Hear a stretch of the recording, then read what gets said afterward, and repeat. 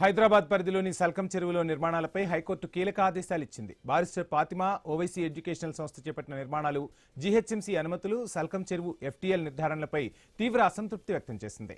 FTL పరిధిలో ఉన్న నిర్మాణాలపై చర్యలు తీసుకోవడంలో హైడ్రా, జీహెచ్ఎంసీ, హెచ్ఎండీఏ, నీటిపారుదల శాఖ, విద్యాశాఖలు పూర్తిగా విఫలమయ్యాయని పేర్కొంది ధర్మాసనం. అధికారికంగా ఎఫ్టీఎల్ను నిర్ధారిస్తూ ప్రాథమిక నోటిఫికేషన్ జారీ చేశాక ఎఫ్టీఎల్ ఎలా తగ్గుతోందని ప్రభుత్వాన్ని ప్రశ్నించింది. చెరువు అక్రమ నిర్మాణాలపై ఎలాంటి స్పష్టత ఇవ్వడం లేదని పేర్కొంది. ఇన్నేళ్లుగా నిర్మాణాలపై ఎందుకు చర్యలు తీసుకోలేదని ప్రశ్నించింది.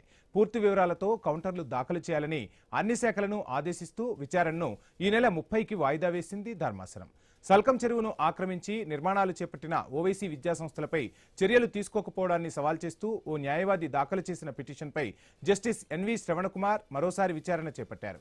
కాలేజీల తరపున సీనియర్ న్యాయవాదులు వేణుగోపాల్, జె రామచంద్రరావులు వాదనలు వినిపిస్తూ ఒక సంస్థను లక్ష్యంగా చేసుకుని పిటిషన్ వేశారని తెలిపారు. న్యాయమూర్తి జోక్యం చేసుకుంటూ అక్రమ నిర్మాణాలపై ఎవరైనా ఫిర్యాదు చేయవచ్చునని తెలిపారు.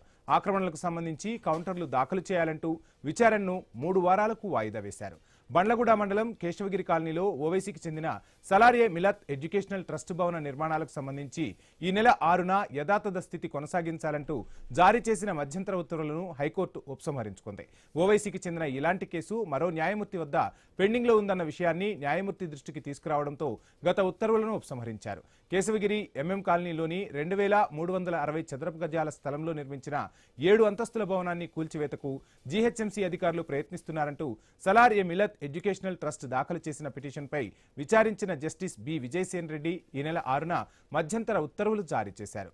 ఈ పిటిషన్లో ప్రతివాదిగా చేర్చాలంటూ న్యాయవాది విజయ్ గోపాల్ దాఖలు చేసిన ఇంప్లీట్ పిటిషన్పై విచారణ చేపట్టగా ట్రస్ట్ తరపు న్యాయవాదులతో పాటు ప్రభుత్వ న్యాయవాదులు వ్యతిరేకించారు. వాదనలను విన్న న్యాయమూర్తి ఒక అంశానికి సంబంధించి మరో న్యాయమూర్తి విచారిస్తుండగా సమాంతరంగా మరో పిటిషన్పై విచారణ చేపట్టడం సరికాదని తెలిపారు. దీన్ని కూడా అదే పిటిషన్తో జత చేయాలని ఆదేశిస్తూ గతంలో ఇచ్చిన మధ్యంతర ఉత్తర్వులను ఉపసంహరించారు.